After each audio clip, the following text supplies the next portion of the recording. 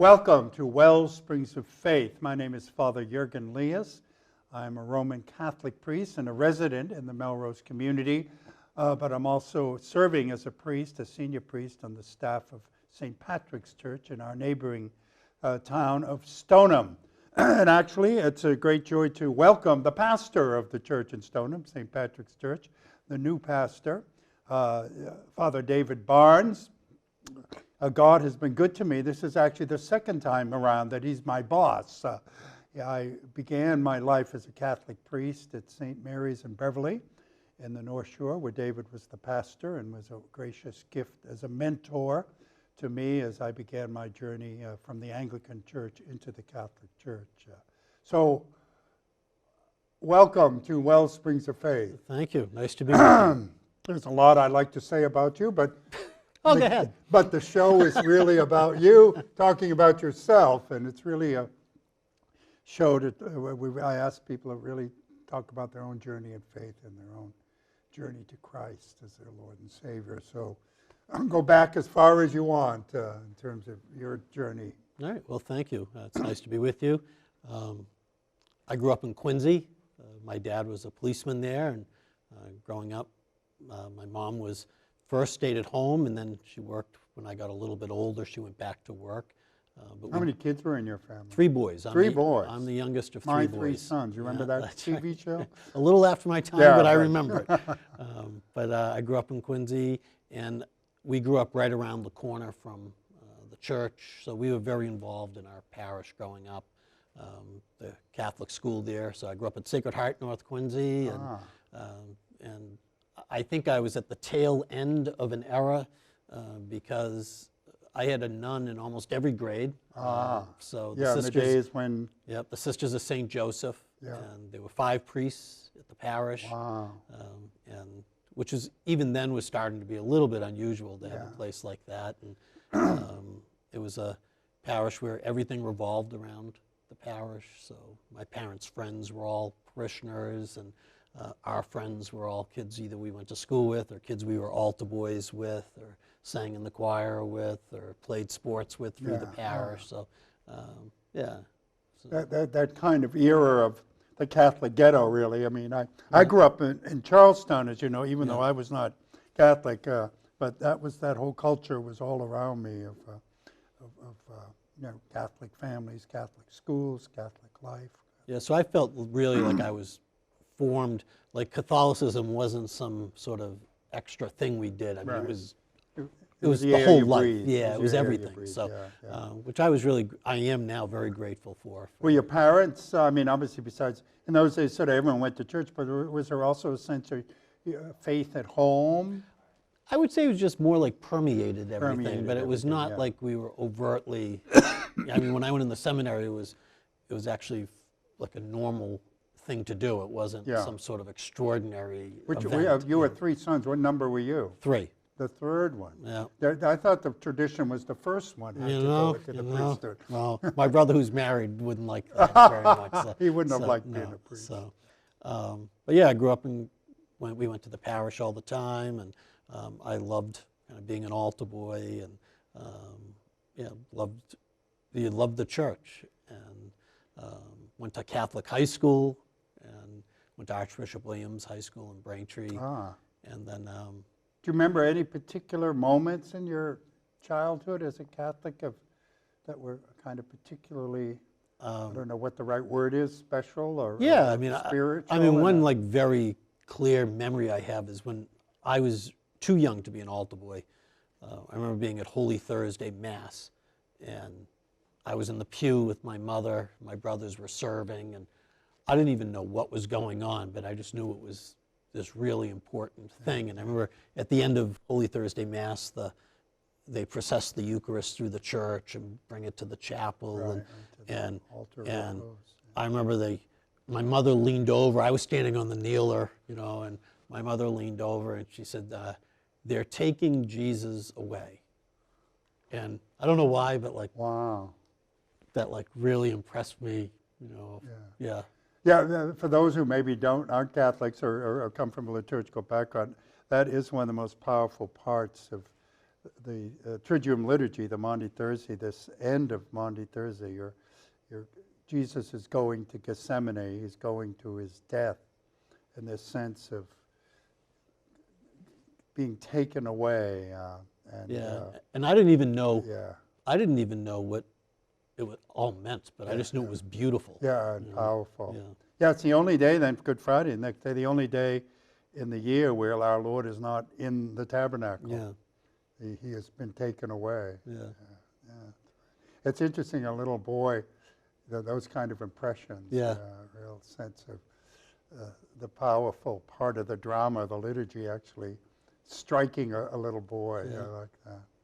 So anyway, off to high school. You went to the Catholic high school. Yep, Archbishop High School, and there I was, involved in all sorts of things. I was one of the class officers, and I was involved in retreats and going on retreats and things like that. And I was fortunate when I was in high school.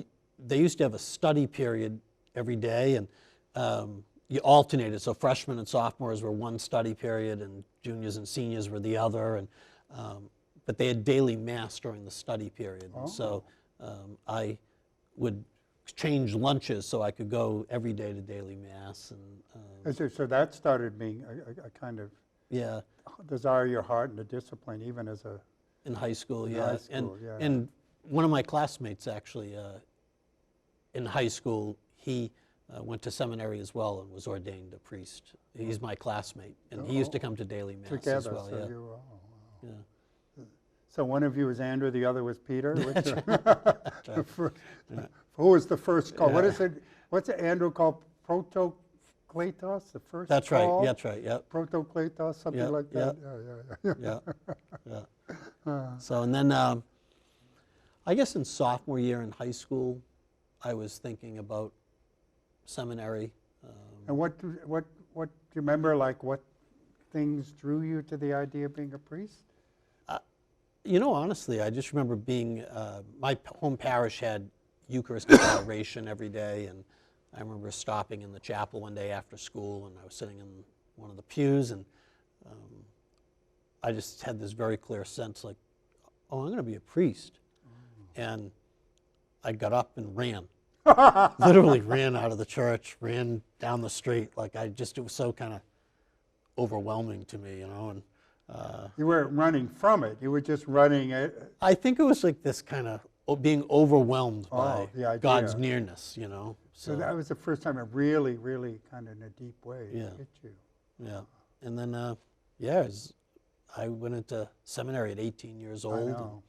In the old days. So to explain a little of that, because most people don't know that in the tradition, certainly the older tradition, you could start seminary. Yep, and you still can. There's a college seminary in Rhode Island in Providence. There are some students there? Yep. So, in fact, a friend of mine today just became the new rector of that seminary down in Rhode Island. Yeah. But at 18, you can go into college seminary, and that's a 4-year program. Right. And then after that, you do 4 more years of graduate Regular levels. seminary, Yeah. there is. And or you can go to college. Most people now go to college first, and then they come in and they do another 6 years of seminary. Yeah. So the one advantage of going to the seminary college is you save 2 years. It's the philosophy, right? Yeah. The 2 You years save of 2 years, philosophy. yeah. Yeah.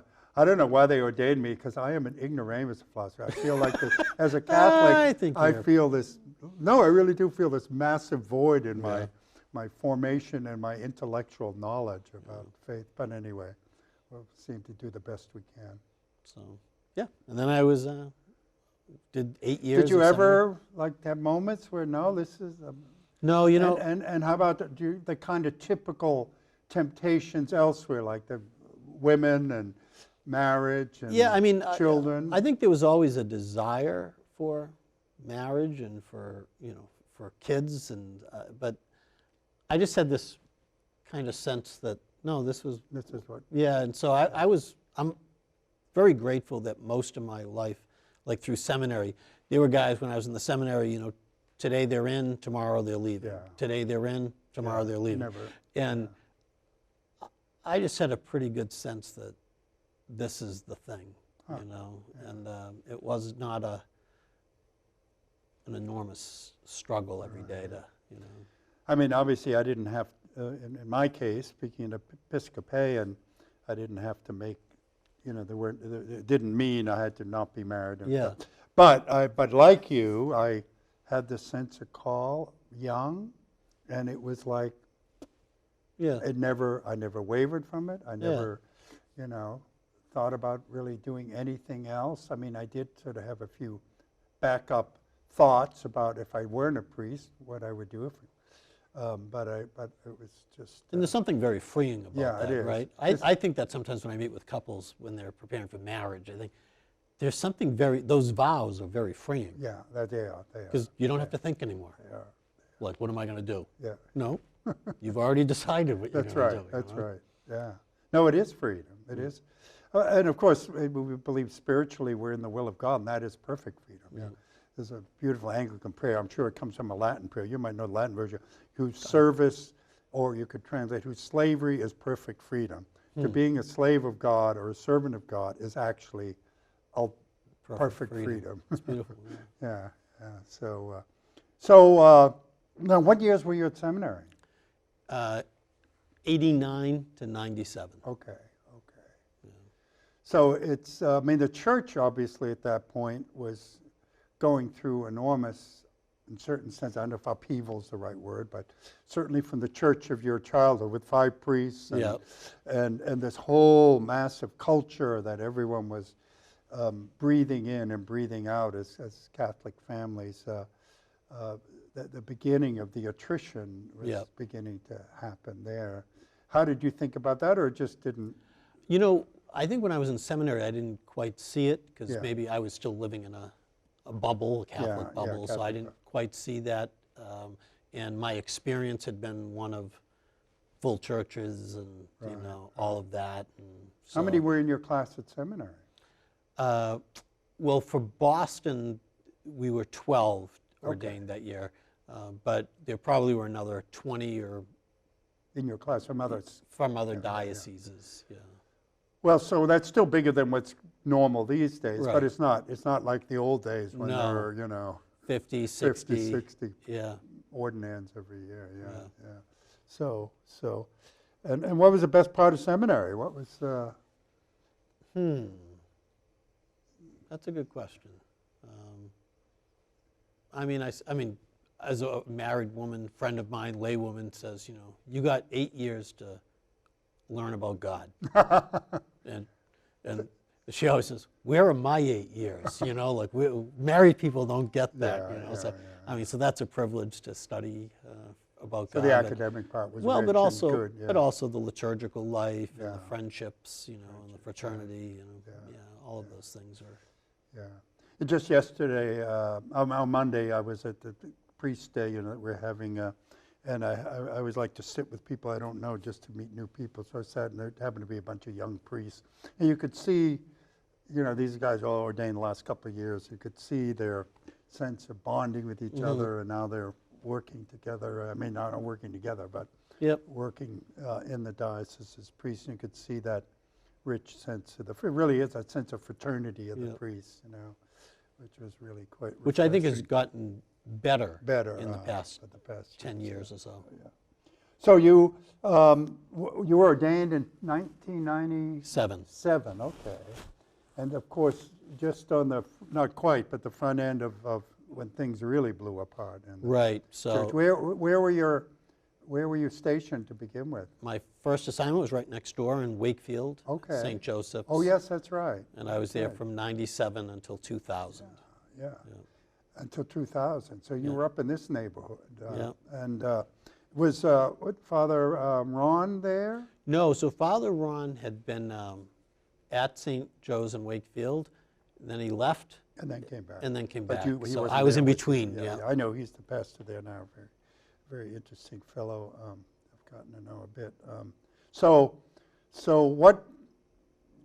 Obviously, you're still in the priesthood. So so once you actually did, because sometimes, you know, seminary is not the same as parish ministry, nor is the priesthood in the idealized state of seminary the same as the blood, sweat, and tears of people and parishes and all that. But so what were the things that most blessed you as you were a priest? So after I was in Wakefield, I went up to Beverly, and I was there for 13 years, and 9 of those was as pastor, and those 9 years were glorious. But you started out as a curate. Yes, I was there for 4 years as an assistant, but then 9 years as pastor. And of course, I had the luck or the fortune to cross paths with you, although I had the misfortune of having you at the end of your time. Yeah, I know. There. I did not who know. knew that it was going to be the end, but it was. Yeah. But it was those were wonderful years there, and it was great to be a young pastor, because when I was first ordained, to become a pastor, you usually were ordained somewhere like 15 to 20 years, and That's right. So I was very young as a new pastor, and it was just the circumstances that brought it about. And you were just going in the priest relatively young, because you really did go. I was as young as you could basically be. Basically, yeah, as I was. I mean, you just went straight through and was Yeah. ordained about as young as canon law would let you be Yeah. ordained. And so, whereas there's a lot more people waiting come in a little later now. Yeah. So being pastor was a great experience for me. I really enjoyed it up there, and had a wonderful 13 years. One of the things that I was always most moved by in your ministry was you had a little blog called what was it? The Shepherd's Voice? The Shepherd's Post. Yeah. But you spoke and wrote so beautifully about Thank you. the kind of the joy and I guess the joy would be the best word that I can come up with, of being a priest, and this sense of privilege to see people coming to faith and all the aspects. And of course, I agree with you, obviously. It is an amazing privilege. But yeah, I stopped writing that when I went into the seminary. I was a spiritual director at the seminary, and most of my work there was things that are confidential. Yeah. And I felt like maybe I shouldn't write stuff really? so I didn't know why you stopped. so people don't think I'm Yeah, writing yeah. about something I That's heard right, that I yeah, shouldn't. yeah. You Well, know. of course, so- people are always terrified if they come to confessional, they're going to show up in some form in a sermon or something. yeah. So I kind of stopped writing in part because of that. Yeah, you know, that made and, sense. yeah. Yeah. But And that was a rich place. Obviously, I got to know it. That's where I became a Catholic. I had the privilege of being ordained at that church. beautiful and church, serving magnificent there. church. Yeah, right, great, great. It's great music. Great, Yeah. really, and it was a great. God was good to me to allow me to land there for my sort of first years as a Catholic and as a Catholic priest. Then you went to BU. You went to be quite a different universe, to be Yeah. a college chaplain, and you were there how many years? 7 years. So talk about that. What was So when wonderful about that? So it was really, those were wonderful years. I was very blessed to be there. I think I was the right age when I went there. You know, I wasn't Young too enough, young, but but not old. You know, But old enough to have wisdom. So yeah, being with young people was really energizing for me. It was such a great experience. I learned a lot there. I worked with a lot of wonderful staff members. What did you learn? One is like what works and what doesn't work when Yeah. it comes to evangelization. And you know? talk a little bit about that. So I think we talk. Something we need to. I think we learn. talk a lot about evangelization, but you know, so I'll give an example. Is we used to have these retreats, and they were great, but we would work on advertising the retreat, and you know, we would, you know, put social media posts up, and we design a big poster, and we'd get T-shirts made, and all of that, like, you know, and it was great. It was, but nothing replaces somebody saying, "Do you want to go on a retreat?" Personal invitation, Right. like, is the whole thing, and Yeah. that was a good lesson for me to learn. It's there. sort of like you got joking about Peter and Andrew. Come and see. you Yeah, know? Come and exactly, see. right? So it hasn't changed all that No, much, it right? hasn't. So, so like that was a great thing. I was super impressed with how young people get things done. And you know, sometimes in parishes, parish council meetings can be, you know, as you know, can be very kind of long and laborious, and but kids, they're meeting in between two classes, and so they know efficiency. we have an hour to get this all done, and they come in. Here's what we should do. Here's how we're going to do it, and we'll meet next week and talk about how it went. And it was incredible to me. Like, they got things done. And one of the great blessings there was a lot of vocations to the priesthood. So that was a real. Well, I think the diocese wisely discerned in you, and something I've discerned too. You just that's a charism of yours, is just to draw out and draw people into the religious life. I've heard some reach about particularly the priesthood, and that's one of the things. I mean, we were chatting about this when we were talking the other day, is sort of the sensibilities of young people around liturgy and music and things like that. And you were, I think, if I'm heard you right, that there seems to be a more, I don't know, what do you want to call it, a traditionalist state or a more formalistic streak among young people, as opposed to, you know, my generation, which is the kumbaya sort of generation, you know, that you probably grew up with.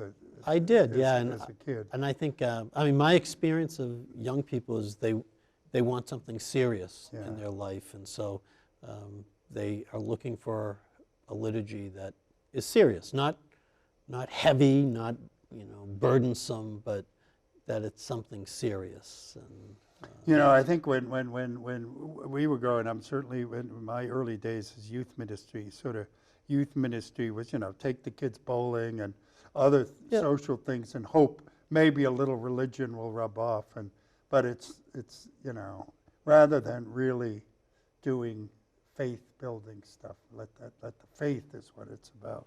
And I think you're right. They're serious. I think one of the nice things also being at BU is, in a parish, you're trying to get people to come to your parish. Right. But when you're in college chaplaincy, you're in their life. That's right. And so it's like military chaplaincy in a way. Like, the chaplain's on the ship. The chaplain, you know, is on the base. Right. So, you know, if I showed up at somebody's workplace, everyone would think somebody must have died or something, right? But in college ministry, it's great that you live you're immersed in the whole culture. Of the school, so, like, all of those other things about, you know, having fun events, and, you know, there were lots of fun events at the Catholic Center, but it was a real community. It wasn't like a one-off thing. You know? How did you and maybe even young Catholic kids negotiate? Obviously, in many ways, at least my sense in our culture, the Catholic Church is really seen as this rather strange entity with value systems that are quite contrary or countercultural compared to the normal values. So, and obviously the hottest issues are, you know, sexuality or abortion and things like that. How did that work itself out for these kids and the chaplaincy vis-a-vis the rest of the university campus culture? Yeah, I mean, occasionally we would have like talks on hot button issues, but my tendency was not to start off with hot button issues, you know. And so, for the most part, I found that kids who invited other kids to come, you know, even if they weren't in agreement with everything the church teaches or whatever, they would at least discover, oh, like these people actually love me. You know? Right. So maybe I could be a little open to what, you know, they teach about these things that I don't agree with. But, you know, so that was more our approach. So real ministry hospitality. And that came organically, and the kids were the ones who were the great evangelizers, you know. And we were fortunate on campus there. We had Focus, which is the Fellowship of Catholic University Students, and they have missionary teams at universities all over the country.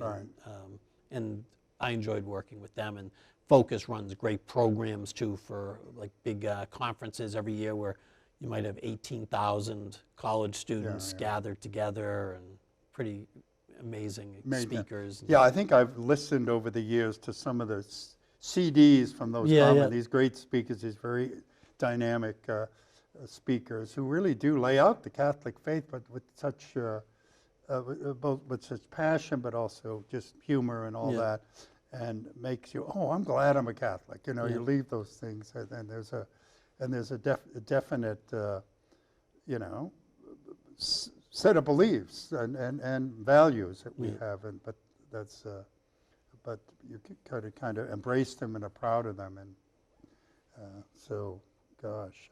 Then you went to seminary. You said that was before we get back. We're almost back to Stoneham. Yeah. So I was in.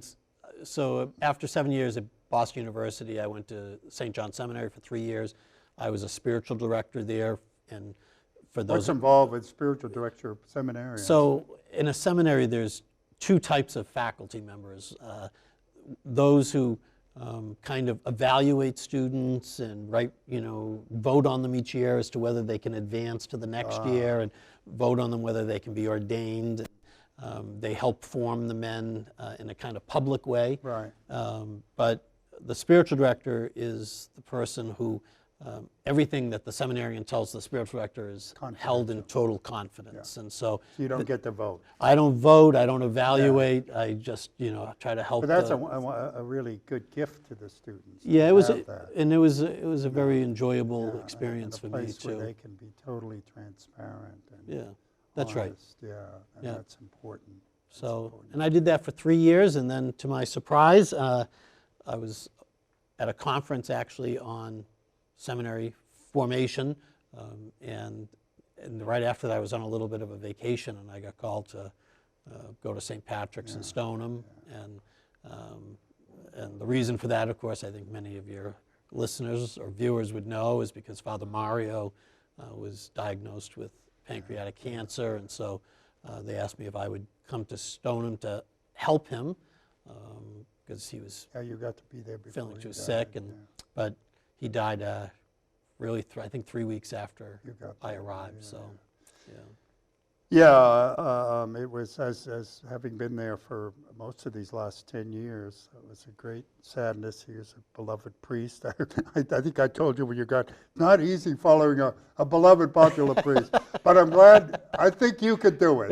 I think you could do it. And for me, it's actually, I think when I first came, people are always feeling like badly for me because they think, does he think that we love Father Mario so much that we don't love him?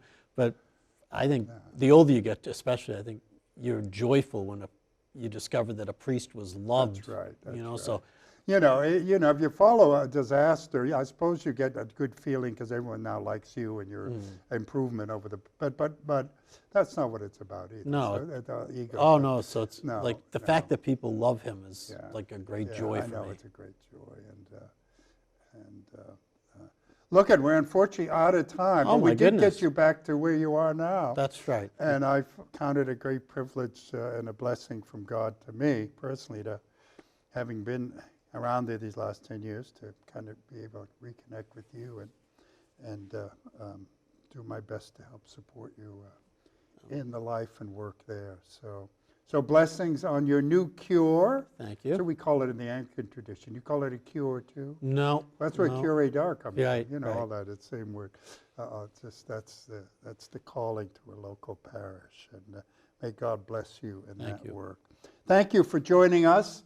You are most welcome, especially even if you're not a Catholic, to come to St. Patrick's Church. It's actually quite a vibrant parish with a lot of wonderful things going on, and it's been a joy to be on the staff there, and if you want to come and join us, feel free to. But wherever you go, may the Lord Jesus bless you and keep you. Amen. Amen.